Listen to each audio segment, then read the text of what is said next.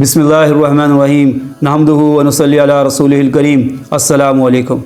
बुखारी शरीफ, मुसन्नद अहमद और हदीस की कई कुतब में हज़ूर पाक सल्लल्लाहु अलैहि वसल्लम की जो खूबियाँ पिछली किताबों में बयान हुई हैं वो नकल की गई हैं। इनमें से एक रवायत इस तरह मनक़ूल है कि हज़रत अता बिन यसार रहमतुल्लाह अलैह फरमाते हैं, मैं हज़रत अब्दुल्ला बिन अमर बिन अल-आस रज़ी अल्लाह तआला अन्हु के पास मौजूद था।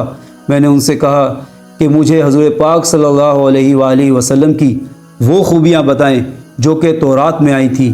हज़रत अब्दुल्ला बिन अमर बिन अल-आस रज़ी अल्लाह तआला अन्हु ने इरशाद फरमाया, जिसका मफ़हूम है कि बहुत अच्छा, खुदा की कसम तौरात में भी आप सल्लल्लाहु अलैहि वसल्लम की वही खूबियाँ बयान हुई थी जो कि कुरान में है।